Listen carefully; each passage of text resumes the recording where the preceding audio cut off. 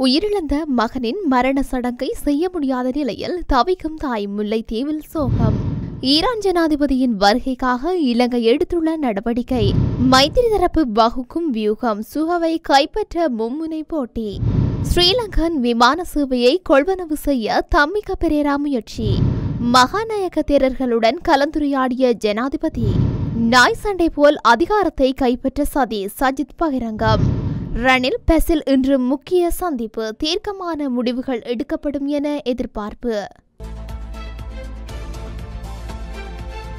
புதுக்குடியிருப்பு தேராவளம் குளம் நிரம்பி மேலதிக நீர் வெளியேற முடியாத நிலை காணப்படுவதால் அப்பகுதியில் உள்ள வீடுகள் சுமார் 4 மாதங்களாக வெள்ள நீரால் பாதிக்கப்பட்டுள்ளதாக தெரிய வருகின்றது. இதன் காரணமாக அப்பகுதியைச் சேர்ந்த தாயார் ஒருவர் உயிரிழந்த தனது மகனின் மரணச் சடங்கை வீட்டில் செய்ய முடியாது தவிக்கும் நிலை உருவாகியுள்ளது. கடந்த டிசம்பர் மாதம் 18ஆம் தேதி முதல் சுமார் 4 மாதங்களுக்கு மேலாக தேராவல் குளத்தின் மேலதிக நீரால் அப்பகுதி வீடுகள் நிரம்பியிருக்கும் நிலையில் பாதிக்கப்பட்ட குடும்பங்கள் மூங்கிலாறு பொதுநோக்கு மண்டபத்தில் உள்ள இடைத்தங்கல் முகாமில் தங்க வைக்கப்பட்டிருந்தனர். இவ்வாறான சூழலில் மக்களின் தொடர்ச்சியான கோரிக்கையினை அடுத்து இந்த நீரினை வெளியேற்றுவதற்கான நடவடிக்கையை மாவட்ட அரசாங்க அதிபர் முன்னெடுத்திருக்கின்றார். இதனைத் தொடர்ந்து கடந்த 17/2/2024 தேதி அன்று குறித்த நீரை வெளியேற்றும் நடவடிக்கைகளுக்காக ஞானம் பவுண்டேஷன் நிறுவனம் முன்வந்திருந்தது. இருந்தும் குறித்த நிதியை கொண்டு வேலையை நிறைவு செய்ய வனவள திணைக்களம் உள்ளிட்ட பல்வேறு திணைக்களங்களால் விதிக்கப்பட்ட தடை காரணமாக இதுவரை குறித்த வேலை திட்டம் பூர்த்தியாகப்படவில்லை என குற்றச்சாட்டு முன்வைக்கப்பட்டது.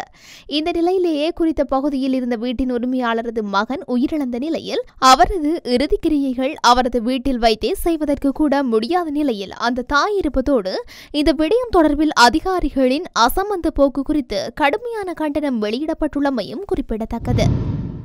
ஈரானிய ஜனாதிபதி இப்ராஹிம் ரைசியின் வருகைக்காக அதியுச்ச பாதுகாப்பு ஏற்பாடுகள் மேற்கொள்ளப்பட்டுள்ளன. மத்தளையிலிருந்து உமாஓயா வரையிலும் கட்டுநாயக்கவிலிருந்து கொழும்பு வரையான 172 கிலோமீட்டர் தரைவழியான பயணத்திற்கு இராணுவத்தினர் மற்றும் போலீசாருடன் பலத்த பாதுகாப்பை நிலைநிறுத்த தீர்மானிக்கப்பட்டுள்ளது. நேற்று பாகிஸ்தானுக்கு விஜயம் செய்த ஈரான் ஜனாதிபதி நாளை காலை மத்தளை விமான நிலையம் ஊடாக நாட்டை வந்தடையவுள்ளார். அங்கிருந்து தரைமார்க்கமாக 141 கிலோமீட்டர் தூரம் சென்று உமாஓயா திட்டத்தை ஆரம்பித்து வைக்கவுள்ளார். அங்கிருந்து மீண்டும் மத்தளைக்கு வந்து விசேட விமானம் மூலம் மத்தளையிலிருந்து கட்டுநாயக்கவிற்கு செல்லவுள்ளார். கட்டுநாயக்க விமான நிலையத்திலிருந்து 31 கிலோமீட்டர் தொலைவில் கொழும்பு சென்றடைந்து ஜனாதிபதி ரணில் விக்ரமசிங்கவுடன் இருதரப்பு பேச்சுவார்த்தைகளை நடத்துவதற்கு ஏற்பாடுகள் செய்யப்பட்டுள்ளன.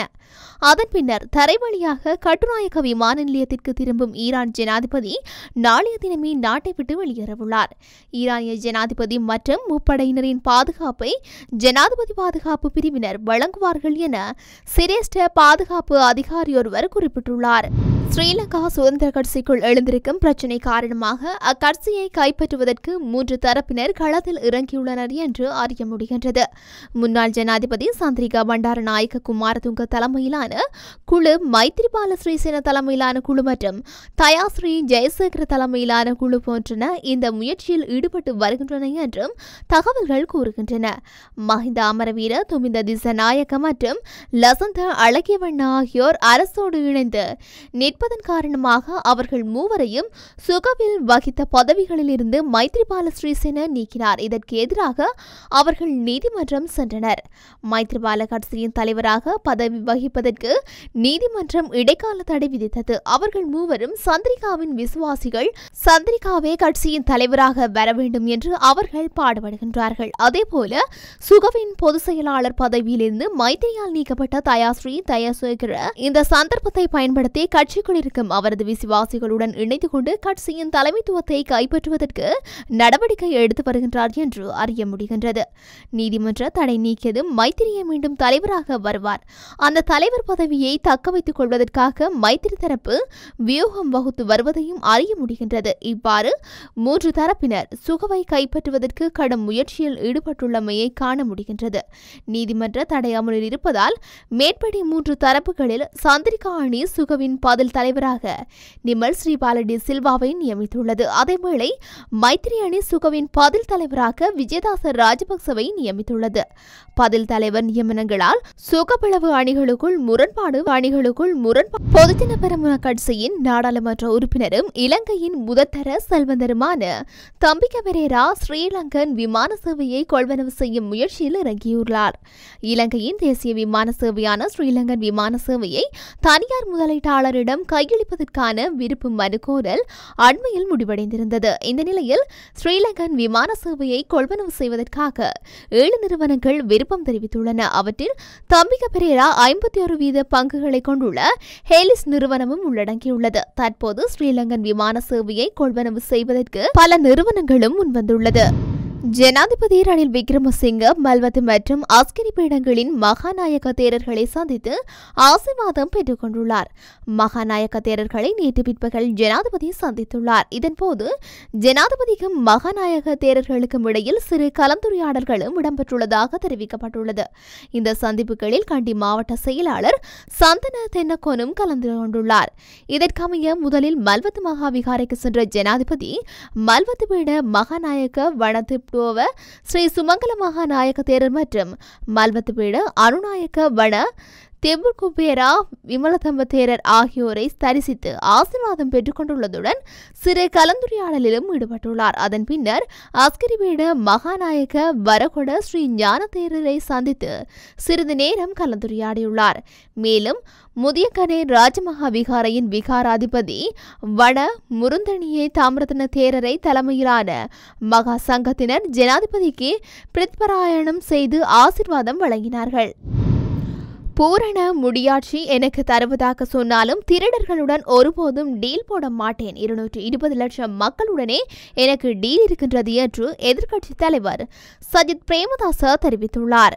பிரபஞ்சம் தகவல்கள் தொழில்நுட்ப வேலை திட்டத்தின் கீழ் 161வது கட்டமாக 10 லட்சம் ரூபாய் பெறுமதியான ஸ்மார்ட் வகுப்பறை உபகரணங்கள் அம்பாந்தோட்டை முல்கிரில வீரகெட்டிய மிகஸ் 6 மகா வித்தியாலயத்திற்குள் வழங்கி வைக்கும் நிகழ்வு நேற்று திங்கட்கிழமை நடைபெற்றது. இந்த நிகழ்வில் கலந்து கொண்டு உரையாற்றும் போதே அவர் மேற்கொண்டவாறு கூறினார். அவர் மேலும் தெரிவிக்கையில், தற்போது நாட்டு அரசியலில் நாச்சண்டை போல் அதிகாரத்தை கைப்பற்ற சதிகள் நடந்து வருகின்றன. இந்த சதிகளை மேற்கொள்ளும் பேராசை நாட்டின் கல்வியை கட்டியெழுப்ப வேண்டும் என்ற விடயத்தில் அற்பேனும் இல்லை. இவை அனைத்தும் அதிகாரம் மற்றும் பதவிகளை பெற்றுக்கொள்ளும் ஆசையால் மேற்கொள்ளப்படுகின்றது. திருடர்களுடன் சேர்ந்து ஜனாதிபதி பதவியில் நானும் அமர்ந்திருந்தால் திருடர்களை பாதுகாக்க வேண்டிய நிலை ஏற்பட்டிருக்கும். நான் அவ்வாறு திருடர்களின் தயவில் பதவிகளை ஏற்காததால் திருடர்களை பாதுகாக்க வேண்டிய தேவையில்லை. தங்கள் நெருங்கிய நண்பர்களை பாதுகாத்து வருவதே இன்றும் கூட உயிர்த்த ஞாயிறு தினத்துக்கு தாக்குதலின் உண்மைகள் வெளிவர காரணமாகும். இது குறித்து பேராயர் கூட கருத்து வெளியிட்டுள்ளார். இவ்வாறான வன்முறை செயலையும் உயிர்த்த ஞாயிறு தின தாக்குதலால் பாதிக்கப்பட்ட மக்களையும் தூசிக்கும் மதிப்பில்லாமல் மறந்து செயற்பட்டு வருகின்றனர். தற்போதைய ஆட்சியாளர் திருடர்களுடனும் நெருங்கிய நண்பர்களுடனும் சக கூட்டாளி அரசியல்வாதிகளுடன் நட்புறவு வைத்திருந்தாலும் நாட்டின் 220 லட்சம் மக்களுடனேயே நான் நட்புறவு வைத்திருக்கிறேன் என்றார். ஜனாதிபதி ரணில் விக்ரமசிங்கவுக்கும் ஸ்ரீலங்கா பொதுஜன பெரமுன கட்சியின் ஸ்தாபகர் பசில் ராஜபக்சவுக்கும் இடையிலான தீர்க்கமான சந்திப்பு இன்றைய தினம் இடம்பெற்றுள்ளது என தெரிய வருகின்றது. ஜனாதிபதியின் உத்தியோகபூர்வ பதிவிடத்தில் நடைபெறவுள்ள இந்த சந்திப்பின் போது எட்டப்பட்ட முடிவுகளின் அடிப்படையிலேயே மொட்டு கட்சி மற்றும் ஐக்கிய தேசிய கட்சியின் அடுத்த கட்ட அரசியல் நகர்வுகள் பற்றி முடிவெடுக்கப்படும் என தெரிய வருகின்றது. இதற்கு முன்னரும் ரணிலுக்கும் பசிலுக்கும் இடையில் இரு சந்திப்புகள் நடைபெற்றன. இதன்போது ஜனாதிபதி தேர்தலுக்கு முன்னர் நாடாளுமன்ற தேர்தலை பெறும் பசிலின் முயற்சி தோல்வியில் முடிந்தது. அதேபோல அடுத்த தேர்தல்களை கூட்டணியாக எதிர்கொள்வது குறித்தும் இன்னும் இறுதி முடிவு எட்டப்படவில்லை. இவ்வாறானதொரு பின்புலத்திலேயே முக்கியமான சில முடிவுகளை எடுக்கும் நோக்கில் 3ஆம் கட்ட சந்திப்பு இடம்பெறுகின்றது.